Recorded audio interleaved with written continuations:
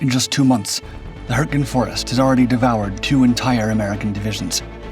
It's November 1944, and German machine guns and artillery have turned 50 square miles of dense woodland into a nightmare. Terrain where tanks can't maneuver and air support can't penetrate the canopy. Outside the village of Grosshau, men of the U.S. Army's 22nd Infantry Company B lie pinned against frozen mud. 3 attempts to advance have already failed. Private First Class Macario Garcia watches his squad flatten themselves deeper into the earth. Then, without orders and without backup, he rises from his foxhole and sprints directly toward the enemy guns. Bullets kick dirt around his boots as he zigzags through the mist, his terrified squad watching him disappear into the swirling gray. Minutes tick by. His men were straining to hear anything over their hammering hearts. Suddenly, a massive explosion tears through the pine trees, followed by rapid rifle fire. Then another blast that shakes the ground to its core. The German guns go silent, but so does squad leader Garcia. The Hürtgenwald. It was late 1944 in Europe. The leaves were falling. The rain had already turned to sleet.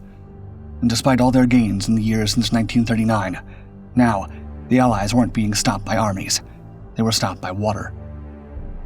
Before them was the Ruhr River, cutting across the path to the Rhine. Upstream, 2 German-held dams, the Schwamm-Manuel and Urft, gave the enemy a powerful level of control. With a single release, the Germans could flood the valley, drown every crossing, and stall the American advance in a full-blown man-made disaster. Until those dams were taken, no one was going anywhere. The task of breaking through to the Ruhr and eventually clearing the way to Germany fell to the United States First Army under Lieutenant General Courtney Hodges. Their route would lead them across the Colonia Plain, through concrete, mud, and forest, right into the heart of the Hürtgen Forest. The Hürtgenwald was a dense 50-square-mile forest stretching across the German border. Bounded roughly by Aachen, Düren, and Manschau, it featured thousands of thick fir and hardwood trees, narrow trails, and interlocking ridges that completely negated the Allies' advantage in armor and air power. The area was a defender's dream. The Germans had fortified it with bunkers, pre-sighted artillery zones, and anti-personnel mines.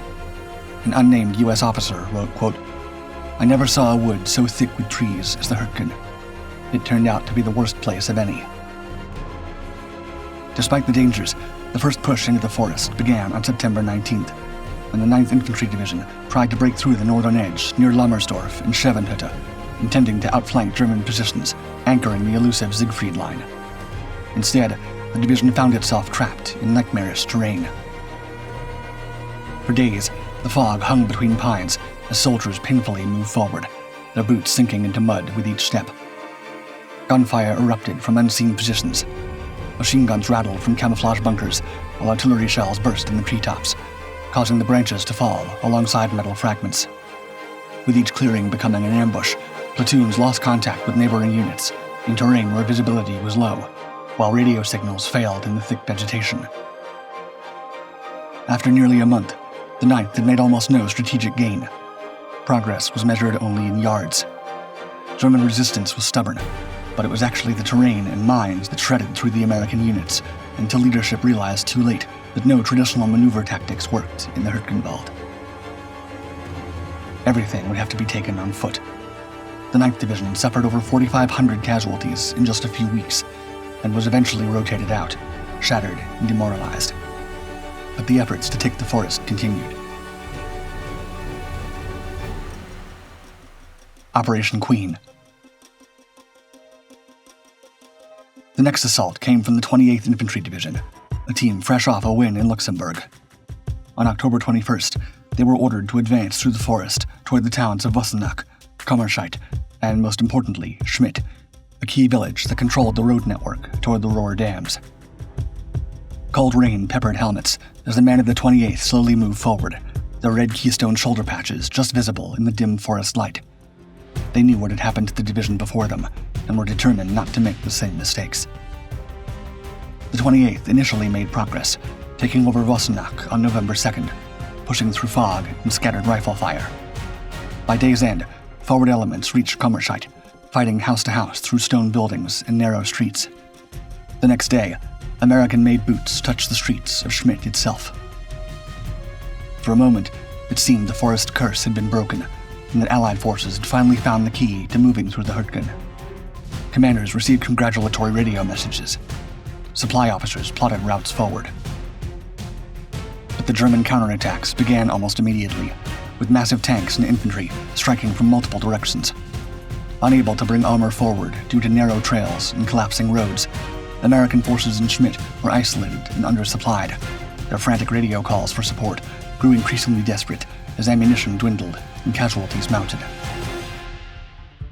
By the 6th, Schmidt was back in Wehrmacht hands, following a fierce counteroffensive that left U.S. units exposed and retreating under fire.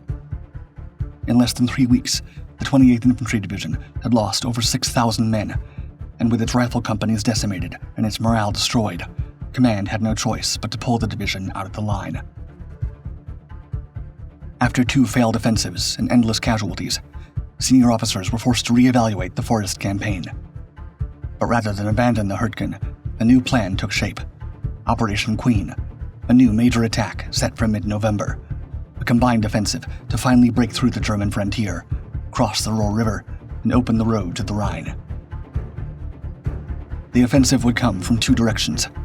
In the north, the United States Ninth Army would send tanks and armored infantry across open ground toward Durden, while in the south, the U.S. First Army would protect the flank, which meant clearing the Hürtgen Forest, as it still blocked access to the Ruhr dams, and until those were secured, no river crossing could be attempted. This painstaking job fell to the 4th Infantry Division, specifically to its 22nd Infantry. Also known as the Double Deucer, with the motto, "Deeds, not words," the 22nd U.S. Infantry Regiment had landed at Utah Beach on June 6, 1944, suffering heavy casualties throughout the Normandy campaign. Through the summer, these men had fought through hedgerows, helped close the Falaise Gap, and pushed across France toward Germany. Now experienced, and with high morale, the team was rated as one of the premier regiments in the entire European theater of operations. According to Captain William S. Boyce, one of its chaplains, the regiment was, quote, a fighting machine trained to an efficiency not matched at any time during the war.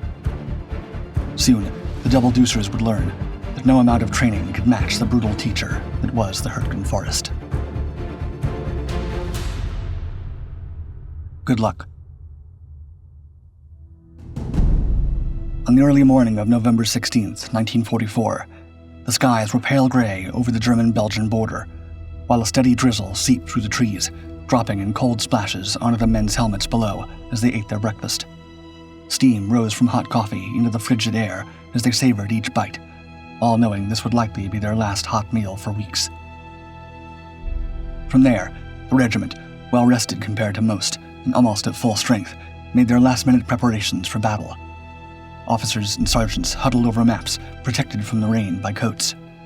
Men checked weapons, distributed ammunition, and tucked extra socks into their packs. At the center of it all was 42-year-old Colonel Charles T. Buck Lanham, a wiry, graying commander with piercing eyes that missed absolutely nothing. Moody and intense, the leader was described by some soldiers as brilliant, yet, quote, crazy as hell. He was an obstinate man who seemed to want to win the war all by himself. Even Army Chief of Staff General George C. Marshall listed Lanham in his Black Book of up-and-coming officers. Strange as he was, when push came to shove, there was never any question of his courage. Stretched thinly, Lanham's regiment was responsible for a 3-mile front in the Hürtgen Forest. Their assigned sector cut through some of the roughest terrain in the region and pointed directly toward the village of Grosshau, a forest edge objective that overlooked the Ruhr Plain. The 28th Infantry Division had already targeted Grosshau, but their advance stalled before reaching it. Now, the Double Deucer's goal was to move through the village, link up with units pushing north from the open ground, and threaten German dam defenses from multiple angles.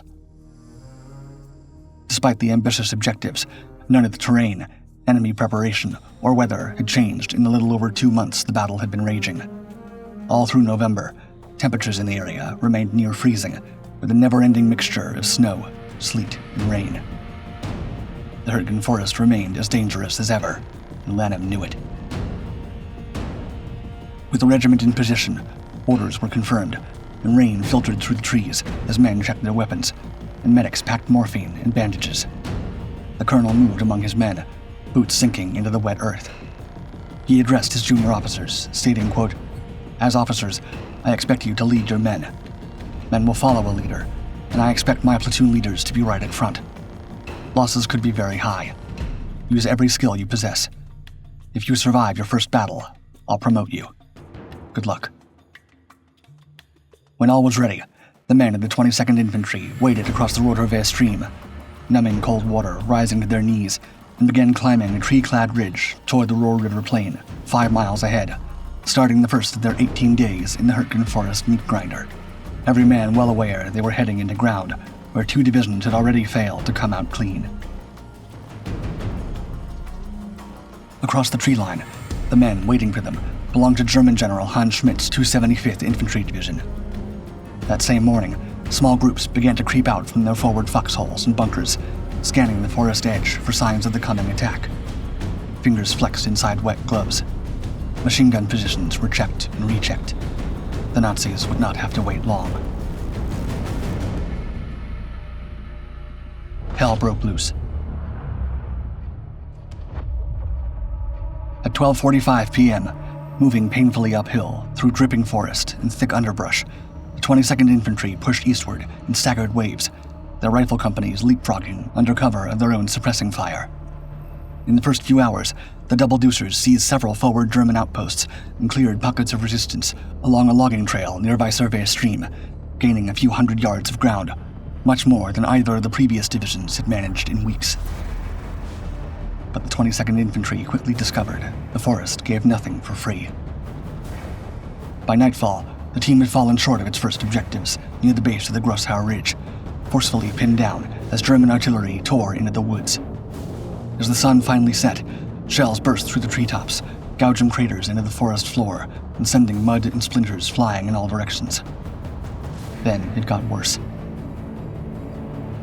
Over the next 2 days, every single battalion commander in the regiment was either lost in action or wounded, along with many of the platoon and squad leaders right below them. Command structures fractured, radio communications faltered, and progress slowed to a crawl as German artillery hammered the woods without pause. Mines clogged every approach, forcing squads to test the ground themselves with bayonets before moving forward, while the wounded waited for hours in rain-filled foxholes before being carried nearly a mile by hand to the rear. Tanks and support vehicles remained stuck behind the line. In a few short days, some companies were down to fewer than 50 men, barely able to hold their ground, with the 2nd Battalion hit from 3 directions at once as they pushed through the southern flank, taking the worst of it. The 22nd Regiment's rifle companies, responsible for leading the advance toward Grosshau and clearing the forest sector, had lost more than 40% of their strength. 4 of every 10 men who had crossed the Rotorve stream on the first day were now KIA, wounded or missing. According to Double-Deucer Technical Sergeant George Morgan, quote, "The forest up there was a hell of an eerie place to fight. Show me a man who went through the battle and who says he never had a feeling of fear, and I'll show you a liar. You can't get protection. You can't see. You can't get fields of fire. Artillery slashes the trees like a scythe. Everything is tangled. You can scarcely walk. Everybody is cold and wet, and the mixture of cold rain and sleet keeps falling."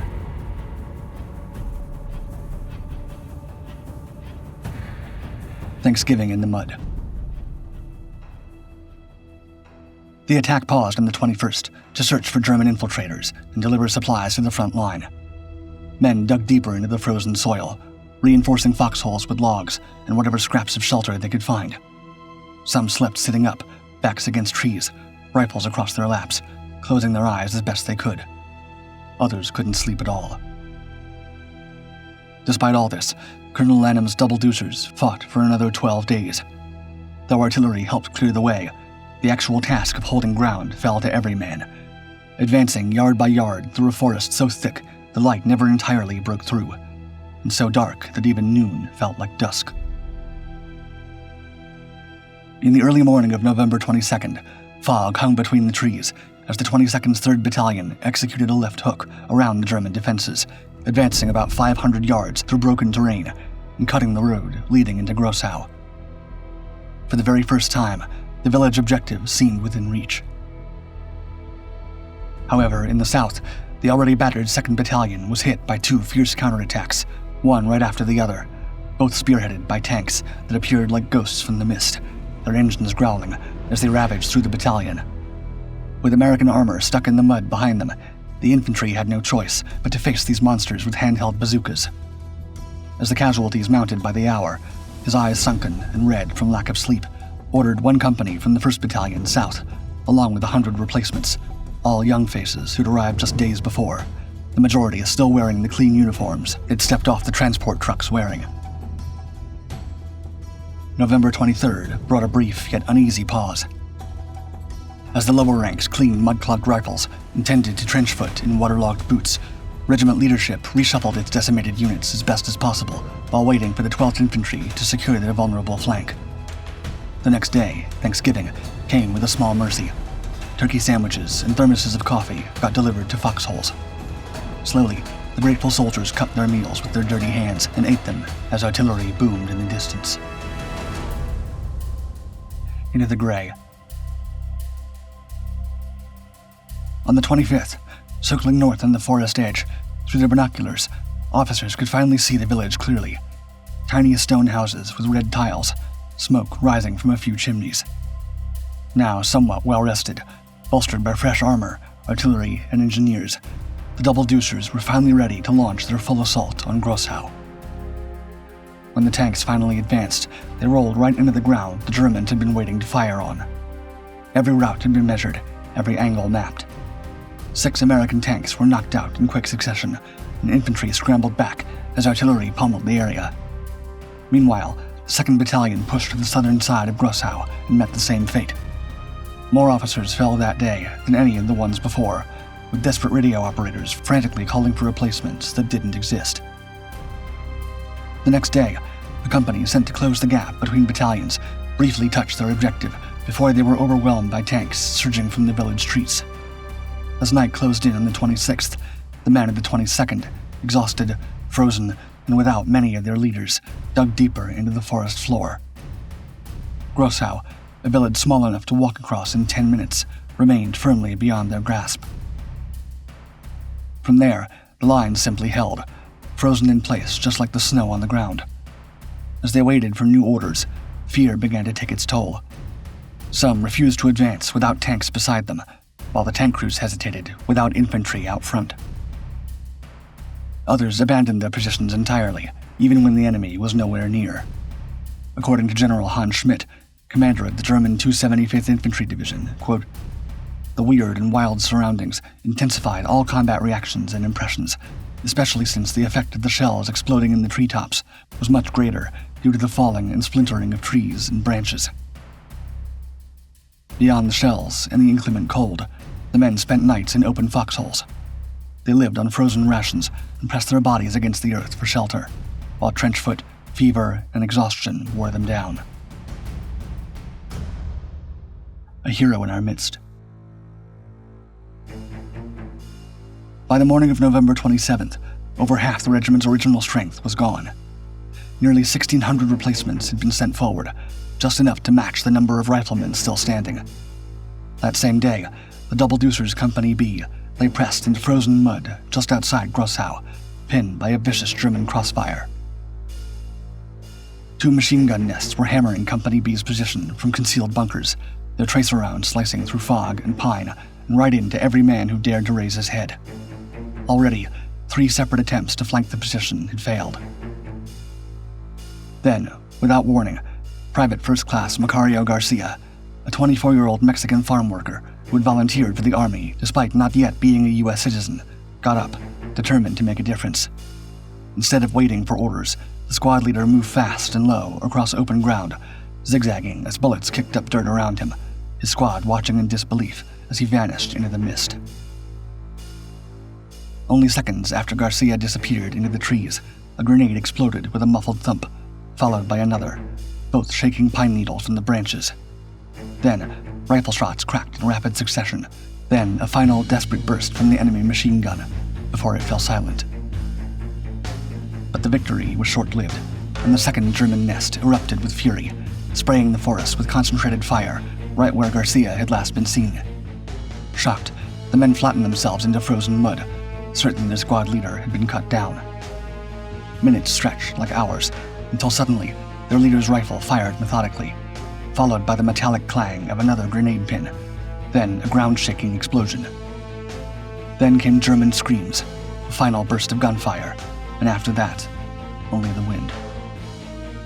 Out of thin air, Private Garcia staggered from the smoke, uniform torn and injured from shrapnel on his side and leg. While his face was streaked with dirt and powder burns, his eyes remained clear and focused. Though a medic rushed forward, the leader pushed him away. Instead, he quickly gathered his scattered men with sharp commands, reorganized their positions, and led them forward to secure the position he'd just cleared single-handedly. For hours, Garcia and what was left of Company B held the ground alone, expecting a counterattack that never came. When reinforcements finally reached them, they found just 70 men still standing, all that remained of 2 battered companies.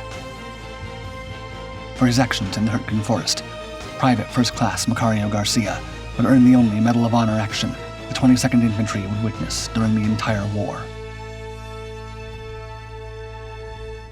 The light at the end of the tunnel.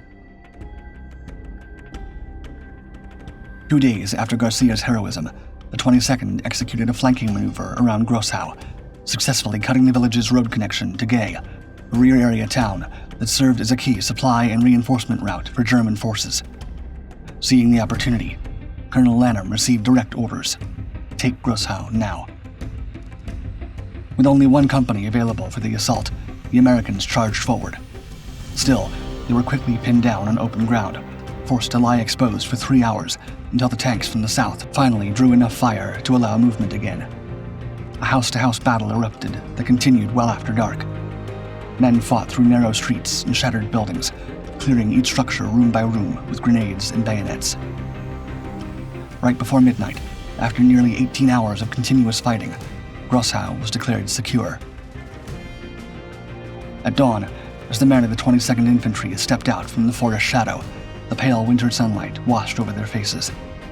After so many days trapped in darkness, warm light felt like a victory. But there was no pause to celebrate or rest. The advance continued immediately toward the next objective. The 22nd pushed toward the forest's edge, overlooking the Ruhr Plain.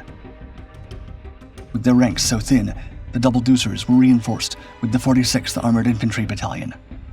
But despite the added strength, German fire tore through their lines as they advanced across the open fields. And though the double deucers briefly reached the far wood line, there simply weren't enough men to hold the position.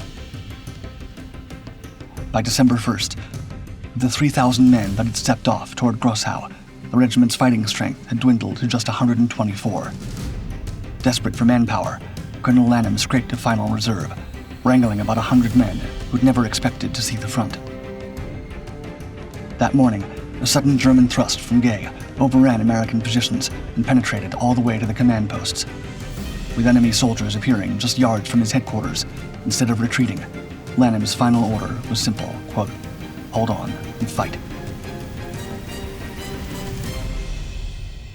One last win. What followed was the 22nd's final stand in the forest. Typewriters were abandoned as headquarters staff fired from windows. Radio men lobbed grenades. Mess sergeants who had served meals for weeks traded their cutlery for weapons. Even the command area became a battlefield as officers organized hasty defenses with whoever was available. When tanks finally arrived to support them, the combined force gradually pushed the attackers back, isolating and eliminating pockets of resistance until the line was restored by the afternoon. And it was all thanks to these men who had fought with the same determination as their combat-hardened comrades. With it, the last victory in the 22nd Regiment in the Hürtgen Forest had ended. At that point, according to Major General Raymond O. Barton, the 4th Division commander, the 22nd, quote, had attacked until there was no attack left in them. He immediately requested their relief. On December 3rd, the 83rd Division's 330th Infantry began taking over their positions. But even during the handover, German forces launched one last assault, quickly repelled by headquarters personnel and heavy weapons crews. As darkness fell, the last man of the 22nd Infantry pulled out of the Hürtgen Forest and headed for Luxembourg. The 22nd entered the Hürtgen Forest, expecting a limited, manageable fight. Instead, they faced 3 full German divisions and elements of 2 more, locked in a battle of attrition with very little outside support. Over 18 days, the regiment suffered 2,806 casualties to gain just 6,000 yards of ground, an average of barely 300 yards a day. For every 2 yards taken, a man was lost. Nearly 90% of the regiment's original strength was gone. Despite these losses, the 22nd held firm, capturing 764 German soldiers. No sense. For the rest of the month, fresh units rotated in, tasked with finishing what so many others had failed to do. But the forest refused to give ground. By then, the battle had lost what little relevance it ever had. The larger plan, Operation Queen, had failed. The idea had been to break through the German frontier and push on to the Rhine. Instead, the forest swallowed American divisions in a campaign that dragged on far longer than anyone had expected. While the U.S. Army fought in the woods, the Germans prepared a blow of their own. On December 16, 1944, German forces launched a surprise offensive through the Ardennes. The Battle of the Bulge had begun. In less than a week, the Bulge consumed Allied attention. Resources shifted north, reinforcements were pulled from other sectors, and the Hürtgen campaign faded into the background. Yet the Ruhr dams, the reason for the entire battle, remained in German hands until February 1945, when the broader war moved on.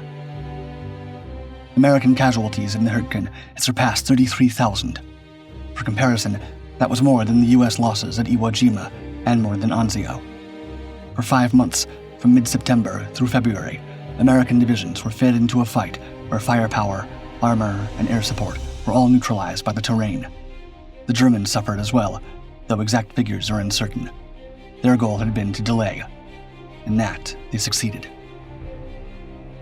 The Battle of the Hürtgen Forest stretched from mid-September 1944 until late February 1945, the longest battle ever fought by the United States Army on German soil.